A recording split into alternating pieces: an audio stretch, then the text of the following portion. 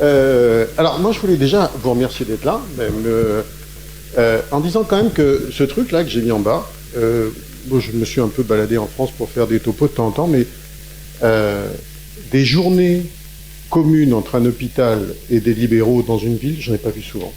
Je crois même que j'en ai jamais vu. Donc je voulais remercier Patrick qui quand même se bat pour cette chose-là, qui est dans une ville. On met des médecins de l'hôpital et des médecins libéraux et on fait ensemble une journée. Je pense que c'est assez exceptionnel. Et s'il n'avait pas la force de caractère qu'il a, je pense que ça n'existerait pas. Donc je voulais le remercier d'abord. Ensuite, après les pathos et la procto, il faut que je vous fasse toute la gastro en 15 minutes. Alors j'ai choisi un sujet. Du symptôme Mickey. Alors moi c'est mon étiquette, Mickey et échographie un peu. Et finalement, je me suis dit, mais on va essayer de faire quelque chose qui touche tout le monde. Donc là, tout le monde va être concerné, tout le monde connaît et tout le monde a quelque chose à voir avec ce topo. Il y a 10 ans, on disait ça. Pourquoi on a mal au ventre? Pourquoi ça va pas? On a un cerveau en haut qui joue avec le cerveau du bas. Et puis, quand même, il y avait des notions d'hypersensibilité dans le côlon. Et quand même, en travaillant un peu, on voyait que le côlon des gens qui avaient mal au ventre, c'était pas tout à fait le même que les autres. Il y avait un peu d'inflammation, pas beaucoup, mais un peu. Et puis aussi, quand on les enregistrait, là, dans les trucs sauvages, là, on mettait des ballons, on voyait que la motricité, c'était pas tout à fait la même non plus. Et puis, on a commencé à faire des études, et puis c'est le syndrome de l'intestin poreux. Les gens qui ont mal au ventre, ils ont une perméabilité intestinale supérieure aux autres. Quand même, ça évoque des choses. Et puis, on a commencé le microbiote. Alors là, c'était le début. Le microbiote, c'était tout. On a tout compris. C'est dans le microbiote que ça se passe. En fait, c'est pas vrai. Tout ça est mélangé. Et vous allez voir que on a un peu progressé. Parce que les diapos qu'on fait aujourd'hui, maintenant, quand on n'est pas bien du ventre, et globalement, ça touche entre 10 et 20% des gens, donc il y a des gens dans la salle qui vont regarder ça de près, tout ça a été nettement augmenté. Donc tous ces processus sont vrais, mais vous voyez que maintenant, on a des facteurs. Ah oui, le pointeur là-dessus, c'est ça, non? C'est en bas? Tout en haut? C'est rouge. Mais je vois pas. Ah ouais. Vous voyez que tout ça est vrai, mais on a maintenant des choses objectives. C'est-à-dire que on va arrêter de dire aux gens qu'on a mal au ventre que c'est dans la tête, parce qu'ils arrêtent d'être stressés. On a clairement des phénomènes cérébraux. On n'allume pas à l'IRM les mêmes zones quand on est colopathe que quand on ne l'est pas. On a des phénomènes d'hypersensibilité viscérale avec des augmentations de récepteurs objectifs. On a vraiment des signes qui sont des signes de pathologie. On a un rôle important de l'alimentation, ça vous aurez un super topo cet après-midi, j'espère que tout le monde sera là, parce que Xavier Butin, c'est un des spécialistes mondiaux de ça, et ça va être passionnant. Le microbiote, je ne vais pas vous en parler aujourd'hui parce qu'on n'a pas 2 jours devant nous, mais clairement, on a des bactéries plus dans les colopathes que dans les autres. Les acides biliaires, on en reparlera. On a avancé, il y a effectivement des altérations de la motricité, mais là c'est Samy le spécialiste. Et il y a ça qui est intéressant. Bref, vous avez un intestin poreux quand vous avez mal au ventre. Qu'est-ce que ça veut dire poreux? Ça veut dire que la surface va laisser passer plus d'antigènes, donc va activer plus votre système immunitaire, votre système d'alarme. Ça ne veut pas dire que c'est une maladie. Ça veut dire qu'effectivement, vous avez une hypersensibilité parce que vous êtes hyper stimulé. Et puis, là, je trouve ça passionnant. Il y a bien de l'inflammation, mais dans cette inflammation, on commence à la comprendre un peu mieux. Il y a des récepteurs en plus, ça cacheté. Il y a plus de mastocytes, et ça, on va en reparler. Ça veut dire que ça ouvre des voies thérapeutiques. Il y a une micro-inflammation. Donc c'est bien une maladie du système digestif. Enfin, c'est pas une maladie. C'est un syndrome du système digestif complet qui fait que des fois, on n'est pas bien avec son ventre. Et quand on n'est pas bien avec son ventre, on n'est pas bien avec sa vie. Alors ça, j'adore. J'ai trouvé ça, j'ai cherché. Et finalement, je me suis dit, c'est pour tout le monde. Donc, qu'est-ce qui se passe en médecine générale? Alors, en médecine générale, j'ai adoré cette thèse là, qui a été faite par un jeune médecin généraliste. 20 000 consultations, quand même, il a tout regardé. Il a mis qu'au bout, la consultation pour douleur, c'était 36% de ça. Ça veut dire qu'un généraliste, tous les jours, il va avoir un tiers de ses consultes. C'est parce que j'ai mal. Alors, pas forcément au ventre, j'ai mal. Et quand on regarde où j'ai mal, j'ai mal. Alors ça, c'est l'INSEE, hein, c'est pour ça que ça sera la jonction. Principalement, c'est mal aux articulations quand même. Mais en deux, c'est le système digestif. Et ça veut dire que c'est à peu près 5% des consultations de médecins généralistes. Je pense que nos collègues ne vont pas me démentir, mais vous devez voir au moins 1 ou 2 patients par jour qui ont mal au ventre. Donc c'est tous les jours. C'est énorme. Et quand on regarde dans le monde, c'est 10% de la population. Alors, c'est 81 pays. Alors, c'est pas tout à fait pareil d'un pays à l'autre, mais comme c'est déclaratif, c'est compliqué de faire des comparaisons. Mais quand même, c'est 11% des gens qui ont des troubles intestinaux. Et moi, mon étiquette, là, mon topo, c'était de vous dire, ah oui, mais les Mickey. D'accord, les Mickey, c'est pas fréquent, hein. 11% de la population. La RCH, qui est la plus fréquente, c'est 0,1% de la population. Et la maladie de Crohn, c'est encore moins. Et mon problème, c'est de ne pas rater cela. Donc, dans ce nuage énorme de gens qui ont mal au ventre, il va falloir me trouver cela. Et puis, le deuxième problème, ça, c'est les médecins généralistes qui sont en première ligne, c'est un vrai problème, ça coûte très cher. C'est-à-dire que les gens qui ont mal au ventre, ils coûtent en moyenne au système de santé en Europe 2 000 € par an.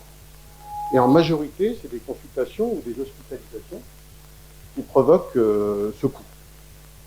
Et quand on regarde, alors ça a été fait en Allemagne, j'ai pas trouvé en France, mais enfin quand même, c'est 4 billions d'euros de dépenses par an. La majeure partie, ça ne sert pas grand-chose quand même.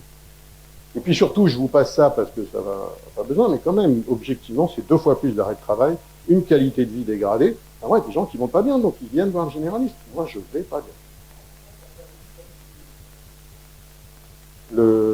Les TFI. Ah non, c'est vraiment un coût colossal. Bref, donc il faut y faire attention. Alors moi, mon problème, c'est ça, c'est que vous me trouviez ce machin orange là. Évidemment, le généraliste, il ne va pas être très motivé, parce qu'il n'en voit pas souvent, il a un peu de mal avec son nuage de malade là. Il faut qu'il me les trouve. Alors, comment ça se passe? En pratique, le problème, c'est qu'ils ne viennent pas avec une étiquette de TFI, comme d'habitude, ils viennent comme ça. J'ai mal, j'ai la diarrhée, j'ai du sang, ça va pas. Et puis vous, nous on a ça en tête tous. Voilà, il ne faut pas rater le cancer. Ah. Puis le Crohn, la RCH, il ne faut pas rater, mais il y a aussi les infections, les iatrogènes, et puis il y a surtout aussi les urgences. Quand même, et si c'était la paludisme, et si c'était... D'accord. Et puis, il y a le nuage derrière. Le gros nuage de trucs. Et en fait, qu'est-ce que vous avez? Ben, on a ça. On a notre main et notre cerveau, ça, on a à peu près ça. Enfin, pour certains, ça baisse, mais on en a encore un peu. Moi, c'est mon dada, on a l'écho. Alors ça, l'écho, je voudrais que les généralistes fassent tous de l'écho, comme ça, c'est un gros débat. Et puis après, ben, tout le reste, va falloir attendre. Et parfois attendre longtemps, enfin, même si nos radiologues font des efforts. C'est parfois un peu long. Donc, comment on fait? Ben, il y a quand même la clinique, quoi. La clinique, faut pas la diminuer, elle reste. Je peux pas la caméra. Alors il y a quand même des signes d'alarme, ça c'est ce qui est conseillé. Quand même, il y a des choses qui doivent évoquer que c'est pas une TFI, que ça va pas bien se passer. S'ils perdent du poids, alors ça, j'adore ce signe. Moi, j'ai jamais vu de scène nocturne sur une TFI. Je sais pas si on a vu ça. Et quand on commence à se lever pour aller aux toilettes, alors ça, 100%, il y a quelque chose. Le sang, alors heureusement, la rypocolite, on la trouve, vous allez voir, parce qu'il y a du sang, mais les TNS, quand il y a beaucoup de diarrhée, évidemment, les antécédents, ça c'est fondamental, mais ça vous ne les loupez pas, ça vous savez faire. S'il y a des antécédents, même si c'est des signes un peu bizarres, ça en va plus vite aux examens. Et puis l'incontinence anale, c'est souvent quelque chose de très important, on ne fait pas attention, mais c'est rare que dans une incontinence anale, il n'y ait pas du tout de facteur organique. Donc ça quand même, il faut le faire. Mais après, la biologie, et ça je pense que dans les scoops, c'est un peu comme la phosphatase alcaline de l'hépato, quoi. C'est qu'en fait, on fait plein de trucs qui servent à rien. On va faire des bilans hépatiques, des machins. Je ne sais pas que ça sert complètement à rien, mais c'est ce qui est très important, on ne le fait pas. Alors l'ANUM, la FRP, tout le monde l'a fait. On est d'accord. Mais les 2 examens qui sont recommandés aujourd'hui dans les troubles, et ça, il faut les faire. C'est systématiquement les transglutaminases, parce que les maladies cœliaques, c'est un iceberg qui est complètement sous-diagnostiqué. Et il ne faut pas attendre les signes cliniques pour faire ça. Donc, avec le dosage pondéral des IgA, il manque un là, qui est, vous verrez, c'est la recommandation, mais ça c'est simple, hein, vous mettez transglutaminase, dosage IgA, vous ferez le diagnostic de maladie cœliaque. Et puis le deuxième truc dont on va beaucoup parler, c'est la calprotectine. La calprotectine n'est toujours pas remboursée comme beaucoup de nouveaux examens utiles, mais c'est un scandale parce que vous allez voir que c'est la clé de voûte du diagnostic en pratique de médecine générale, pour ne pas passer à côté de quelque chose. Et puis ça sert à rien. Alors l'AVS, je ne sais pas quand est-ce qu'ils vont nous la supprimer, à part pour le Horton. La thyroïde, alors ça n'a jamais trouvé d'hyperthyroïdie sur diarrhée, il y a bien d'autres signes avant que la diarrhée arrive. Et puis ça c'est un truc, je voulais insister, nos collègues généralistes sont super forts. Je vous redirai ça tout à l'heure. Ils obtiennent des coprocultures sans problème. Ça se fait bien la coproculture, pourtant on manipule les selles et on va en reparler. En fait ça sert à rien. En France, sauf contexte particulier où pollution de l'eau de grasse, mais ça c'est un contexte local. Alors voilà par exemple ce que vous pouvez faire quand vous avez une diarrhée chronique, c'est les derniers recos ça. Alors je trouve qu'il est pas mal ce truc-là, il est assez simple. Donc il a la diarrhée. Ok, je regarde quand même les symptômes, l'incontinence anale et mes signes d'alarme. Si j'en ai, oui, allez hop, le gastro, c'est fini, on fait des examens. Mais la majorité, ils n'ont pas. Donc vous faites le bilan biologique, je n'ai rien, je me calme un peu et j'essaye un traitement. J'essaye un traitement, je revois. Ça ne marchera jamais tout à fait parfaitement, mais s'il y a de l'amélioration, toujours pas de signe d'alarme, je peux me permettre de m'arrêter à ça. Et puis si par contre, évidemment, à un moment ou à un autre, ça ne va plus parce que j'ai des signes d'alarme, parce que j'ai une anomalie, là c'est pareil, là on fera des examens. Mais là, vous avez 90% des malades. Autrement dit, ce test biologique qu'on ne fait pas, c'est-à-dire le cœliaque et la calprotectine, ça permettrait d'éviter tout un tas de rendez-vous et de consultations qui servent probablement à rien. Alors, j'adore cette étude, mais jamais à chaque fois, je suis désolé. C'est à l'époque où on pouvait faire des grosses études, on n'avait pas de CCP-VRAD, on ne regardait pas tout le temps si c'était bien pour le malade ou pas. Alors, c'est un centre anglais d'urgence. Pendant 3 ans, ils vont prendre tous les syndromes abdominaux. Alors, c'était vachement dur, les critères d'inclusion, c'était « j'ai mal au ventre depuis plus de 2 heures et moins de 5 jours ». En gros, ce qui vous arrive tous les jours en consulte. Et là, ils ont fait un truc, tout le monde a eu clinique, échographie, clinique, biologie, échographie, scalaire. Qu'est-ce qu'on voit? Avec la clinique et le labo, vous voyez qu'on arrive à classer que la moitié des malades. On va rater la moitié des malades. Si vous aviez l'écho dans la main, la fameuse écho de tous les jours, là, la radio, ça n'apporte rien. Excusez-moi, la radio standard, pas me fâcher tout de suite. Si vous avez l'écho, par contre, vous avez 70% de bien classé, et le scanner vous fait gagner ce qui vous manque. Ça veut dire que vous gagnez 20% à chaque étape. C'est mon grand truc pour défendre l'écho. Et leur conclusion sur 1000 malades, mais ça les généralistes le font très bien, ils savent ça par cœur, c'est que ce qui est le plus rentable pour le malade, pour la société, pour tout le monde, c'est qu'on fait une échographie chez tous les malades, et si elle est négative et que les symptômes persistent, on fait un scanner. Et là, on a la meilleure rentabilité, sensibilité et spécificité, en évitant 50% de scanners qui servent à rien. Donc vous voyez, c'est des organigrammes assez simples, mais qui permettent de se débrouiller en pratique de tous les jours. Alors par contre, là, c'est le bazar. La clinique, c'est pas bon. Là, vous avez tous les syndromes connus de douleur abdominale, donc la dyspepsie fonctionnelle, les maladies inflammatoires, les maladies, les TFI, et puis le reflux. Vous voyez que quand on regarde tous les symptômes, qu'on groupe les malades, sur énormément de malades, il y a plein d'overlaps. Ça, c'est les TFI, elles peuvent être un peu de reflux, un peu mal au ventre, un peu de diarrhée. Bref, les symptômes, c'est pas bon. Mais quand même, quand on a bien les critères, soi-disant cliniques de TFI, on a quand même un malade sur 6 qui finit par être organique, et surtout des Crohn, des colites microscopiques et des maladies cœliaques. Donc vous voyez que ce nuage de symptômes, vraiment, il vous faut les examens biologiques simples, mais pour trier tout ça. Et puis à l'inverse, nous, on a le même problème. C'est-à-dire que quand, moi, qui fais un peu de MITI, quand le malade arrive avec sa MITI au cabinet qu'il a des symptômes, dans plus d'un tiers des cas, en fait, il n'a rien du tout. Il peut avoir des manifestations de troubles fonctionnels intestinaux. Le fait d'avoir eu une inflammation un jour dans le côlon augmente votre risque de devenir fonctionnel. C'est bien connu, c'était connu pour les yeux, là, quand il y avait l'amybiase, au retour d'Algérie. La colite post-amybienne, c'est des gens qui avaient mal au ventre toute leur vie, qui avaient la diarrhée toute leur vie, et en tant qu'il n'y avait plus d'amybe, on ne trouvait jamais rien. C'était très connu. Aujourd'hui, maintenant, ça peut être n'importe quelle infection qui déclenche votre trouble fonctionnel.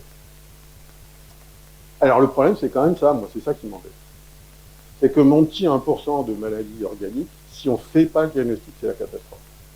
Et j'aime beaucoup cette étude qui, quand même, 112 000 patients, ça commence à être des études un peu costauds. Le délai de diagnostic moyen du Crohn, c'est 8 mois. Le délai de diagnostic de la RCH, c'est 4 mois, alors que c'est des gens qui saignent, qu'on a diarrhée, ça devrait aller plus. Surtout, c'est ça qui est vrai. C'est que quand on regarde, à cause du délai, les Crohn sont plus compliqués, ils ont plus de fistules, plus d'abcès, plus de chirurgie, et puis surtout dans la rectocolite hémorragique, parce que moi j'ai peur de cette maladie, c'est plus de colectomie totale. C'est-à-dire que la catastrophe dans la rectocolite hémorragique, c'est la colite aiguë grave, et cette colite aiguë grave, elle se termine avec plus de côlon. Et plus de côlon, c'est plus de vie. Hein. Et là, le dernier qu'on a colectomisé, il avait 18 ans. Voilà, c'est vraiment un échec de la médecine. C'est vraiment la catastrophe. Donc, Il y a de la diarrhée, il y a du sang, ouais, il faut aller vite. Voilà. Quel que soit le problème, il faut aller vite. Alors nous, on a le même problème. Hein. Quand on a nos Crohn, là, ils ont un Crohn, ils viennent avec des symptômes, 50% d'endoscopie normale. Ceux qui n'ont pas de symptômes, 50% d'endoscopie normale. Autrement dit, la clinique, c'est zéro. Donc on a le même problème que vous, c'est-à-dire que nous, on a besoin de ces signes objectifs, notamment de la calprotectine et peut-être de l'échographie, pour dire, même si vous avez une maladie connue, c'est pas parce que vous avez des symptômes que vous avez une poussée. Le rhumato, c'est aussi un gros problème. Alors, je vous refais ça, mais vraiment, je voudrais la vendre. Alors, la calprotectine vient d'être remboursée il y a un mois, mais seulement pour les maladies Mickey, c'est-à-dire RCH, Crohn, seulement 2 fois par an et seulement prescrit par un gastro-entérologue. Donc, vous n'aurez pas encore de remboursement. Et ça finira par venir. On a mis 6 ans à se battre. Hein. Donc, je pense que avec le temps et l'intérêt économique qui était une évidence, je pense que ça sera remboursé. Alors, c'est quoi la calprotectine? C'est un truc tout bête. Alors, c'est simple, c'est pas de dépato. Vous avez quelques cellules qui sont inflammatoires, elles font cette protéine qui traverse la membrane, qui tombe dans les selles, et elle n'est pas digérée. C'est aussi bête que ça. Donc plus on a de cellules inflammatoires, plus on va avoir de calprotectine. Super. Alors pourquoi nous on a adoré ça? C'est parce que avant le seul marqueur qu'on avait c'est la CRP, et pour vous dire à quel point c'était pas bon, c'était notre meilleur marqueur. Elle n'était valable que sur 7 Crohn sur 10. Il y en avait 3 qui avaient une CRP normale en étant malades, et elle n'était valable que sur 3 RCH sur 10. Donc vous voyez que comme marqueur inflammatoire, la calprotectine, c'est génial. C'est là, c'est quand vous avez ces seuils, on discutera des seuils si vous avez envie, vous voyez qu'on a des sensibilités bien meilleures pour faire le diagnostic de maladie active ou de maladie inactive. Donc cet outil simple, je fais un dosage dans les selles, me permet de prévoir si le malade est malade ou pas. Alors attention, hein, parce que je vous dis, servez-vous-en, il y a des pièges en médecine, c'est jamais simple. Quand vous avez une calprotectine élevée, ça veut dire qu'il y a de l'inflammation. Ça ne veut pas dire que vous avez une maladie chronique.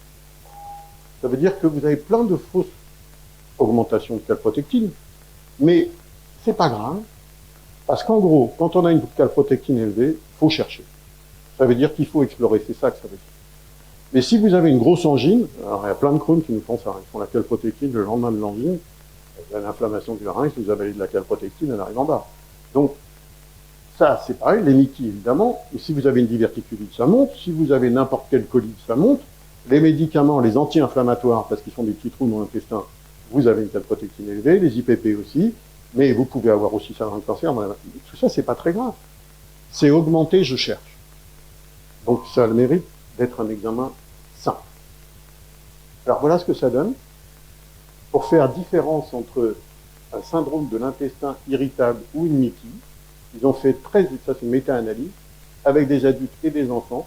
Vous voyez que la sensibilité et la spécificité pour différencier les deux, c'est quand même fondamental. Hein. Un gamin, est-ce qu'il a un Crohn, est-ce qu'il a mal au ventre, comme 3/4 des gamins, c'est 90% de sensibilité, 90% de spécificité, avec 70% de coloscopie évitée.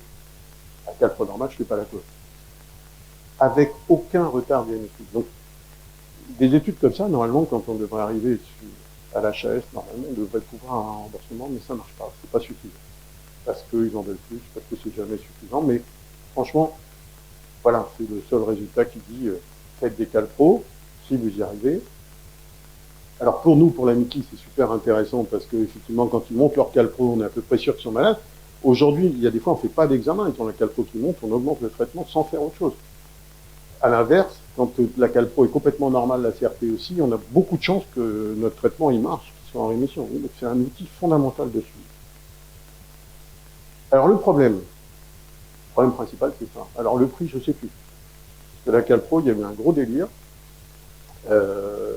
Quand elle n'était pas remboursée, les labos au début sont assez modestes. Il n'y a pas de biologie dans la salle, pas de faire des copains, mais on était à 40, 50 euros le test. Alors c'est un investissement quand même, 40, 50 euros, mais ils sont montés jusqu'à 70, 80 les derniers temps, avant le remboursement, parce qu'ils ont senti que ça n'allait pas durer. Et là, le remboursement, il a été obtenu, je crois, à 36 euros. C'est-à-dire qu'ils arrivent à faire l'examen remboursé par la Sécu à 36 euros. J'espère que quand ils vont vous le faire hors remboursement, parce que vous êtes hors remboursement si vous la demandez, ils vont pas remonter aux 80 € où ils étaient, parce que ce serait vraiment pas très sympathique, pas très cool. Alors, comment vous les motivez? Ben alors, déjà, ce que je vous disais tout à l'heure, vous arrivez à avoir des copros, vous allez voir que nous, on est nuls pour avoir des calprotectines, comment vous faites, on en reparlera. Il faut l'informer, il faut lui dire qu'effectivement, il faut recueillir des matières, c'est pas très... C'est comme la copro. Par contre, c'est ça qui est important. Avant, arrêtez de le mettre au frigo, hein. Ça a bloqué beaucoup de patients. Déjà, il fallait manipuler des sels. Après, on disait qu'il fallait le mettre au frais. Alors, ils mettaient au frigo à côté des tomates et tout. Donc, c'est compliqué. C'est stable. Et c'est stable 72 heures. Donc, vous pouvez l'envoyer. Plutôt le même labo si vous en faites plusieurs, parce qu'il y a des techniques différentes. Ça, c'est des détails. Mais disons que c'est un examen qui est relativement simple. C'est à peu près la même chose qu'une coproculture. Voilà ce que je voulais vous dire. Nous, c'est l'étude qu'on a fait. On est désespérés. Nous, les gastro, quand on demande une calpro, 35% on l'obtient. Alors pourquoi on ne l'obtient pas? Parce que j'ai pas compris que c'était utile, parce qu'on leur dit ça va éviter la coloscopie quand même. Moi, je sais pas, la coloscopie, si on peut me l'éviter, je suis content. Parce que je veux pas manipuler les selles, parce que, c'est là où je vous dis, vous avez aucun problème en médecine générale, vous arrivez à me faire des coprocultures sans problème, à la moindre diarrhée. Donc, je pense qu'il y a une question de communication et de dire aux gens, voilà, c'est quand même l'examen qui va dépister si vous êtes vraiment malade, si vous avez vraiment quelque chose de grave. Et là, bon, maintenant, avec l'évolution de la médecine, je pense que les malades sont plus enclins à payer des choses qu'avant. Et si on leur dit, vous allez éviter, et puis en plus, ils ont 4 mois pour voir le gastro, enfin bref, si on leur dit, bah, écoutez, moi j'ai un truc, mais ça coûte 40 €, mais je vais vous dire vraiment si faut aller vite ou pas vite, je pense qu'on doit pouvoir motiver les gens et ça doit être possible de le faire. Alors, je voulais pas vous laisser tout seul parce que j'ai dit, ben voilà, mes copains généralistes, je vais leur dire, faites une calpro, si elle est normale, vous vous débrouillez. Vous débrouillez avec les TFI, c'est un vieux problème quand même.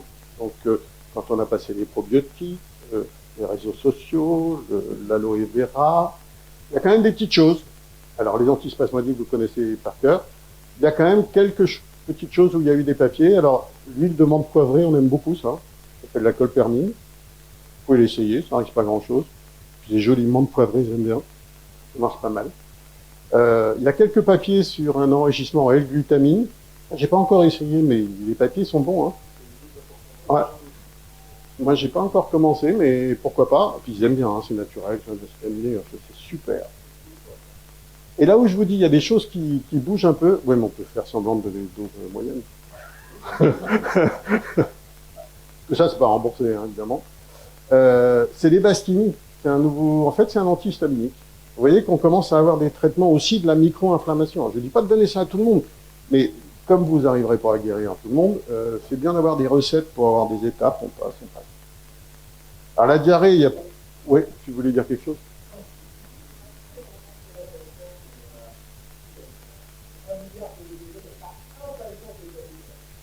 Que les bastines? J'ai pas essayé moi encore. Parce que en fait c'est Samy le spécialiste mondial de ça.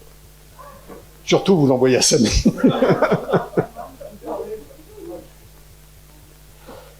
Alors la diarrhée, il n'y a pas beaucoup d'avancées, voire des régressions totales, puisque évidemment on se sert tous de l'Imodium, ça marche très bien. Je suis furieux qu'il m'ait supprimé la forme pédiatrique qui était géniale. On pouvait régler les gens avec des gouttes, etc. Ça fait un scandale. Pareil pour la cholestéramine, ça marche, puisqu'il y a un rôle des acides biliaires, mais on est en rupture de stock une semaine sur deux, donc c'est extrêmement embêtant. Et puis pour le traitement, donc vous restez, on nous supprime aussi tous les laxatifs, vous avez vu qu'il y en a pas mal qui ont disparu, donc on continue à dire qu'il faut donner de l'ispagule à dose progressive. Ça, il n'y a rien de très nouveau là-dessus. Ce que je voulais vous dire par contre, c'est ça. Parce que réseaux sociaux, parce que gluten, parce que lactose et food math. Alors la grande mode, c'est les food math. C'est quand même une recommandation de première intention. Essayez de faire un régime purement food math. Comme d'habitude dans les troubles fonctionnels, on est passé d'un truc raisonné à un délire. Et si vous faites un régime sans food math exclusif, ce n'est pas équilibré. Et je vis 2 patients cette semaine qui ont maigri et qui ont des régimes qui sont totalement déséquilibrés. Le régime sans food math, ça doit être temporaire avec une réintroduction progressive. Et ça, c'est vraiment important. Il y a des gens qui sont en train de se mettre, comme avec le gluten et comme avec le reste, dans des situations nutritionnelles catastrophiques. Donc le food math, c'est bien, il faut faire attention. Alors, il y a un truc qui est à la mode, qui est la Monash University, bref, mais le problème, c'est en anglais.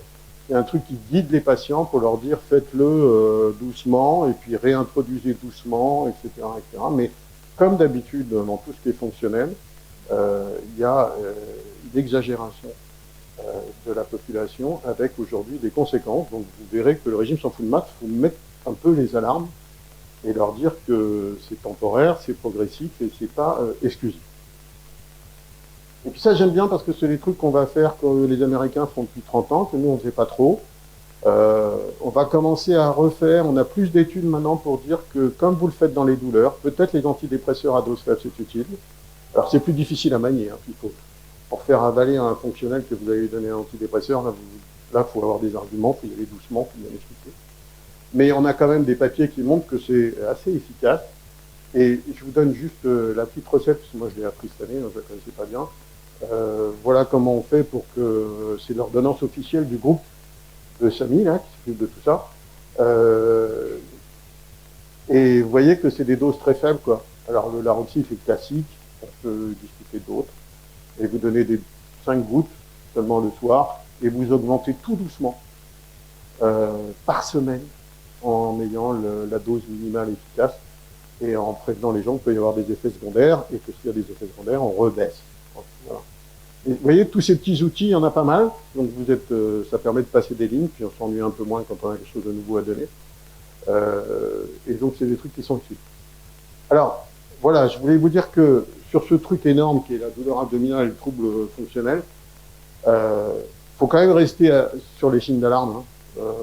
On reste des cliniciens, il y a quand même des choses qui restent solides. Hein. Quand c'est beaucoup, quand ça fait très mal, quand il y a de la fièvre, quand il y a du sang, quand il y a des antécédents familiaux, voilà, on est docteur et on dit là, ça rigole pas, on fait des choses sérieuses. Mais le bilan biologique, je trouve que c'est une vraie avancée, parce qu'au moins ça guide ce qu'on doit faire. Et puis, voilà, moi je pense qu'il faut dire aux gens, de temps en temps, vous investissez pour votre santé, ils achètent les probiotiques 50 € par mois sans aucun problème, hein. Ça ne va rien. Hein. Donc leur dire, plutôt que d'acheter un probiotique, faites-moi une calpo, je pense que c'est un vrai réflexe, et c'est un réflexe qui doit rentrer dans nos habitudes. Et puis, je voulais remercier l'hôpital quand même, parce que depuis des années, moi qui fais beaucoup de Mickey, je n'avais pas la calpo, et franchement, la collaboration avec l'hôpital, c'était assez, je sais pas beaucoup de villes où ça a été fait comme ça. Ils nous ont toujours aidés à faire les calpos quand on pouvait pas, etc., etc. Donc ça, je voulais vraiment les remercier. Et puis, je pense qu'il va falloir passer aux choses sérieuses. Parce que vraiment, le vrai problème, quand même, c'est l'os. Donc, je vais passer la parole à l'INSEE.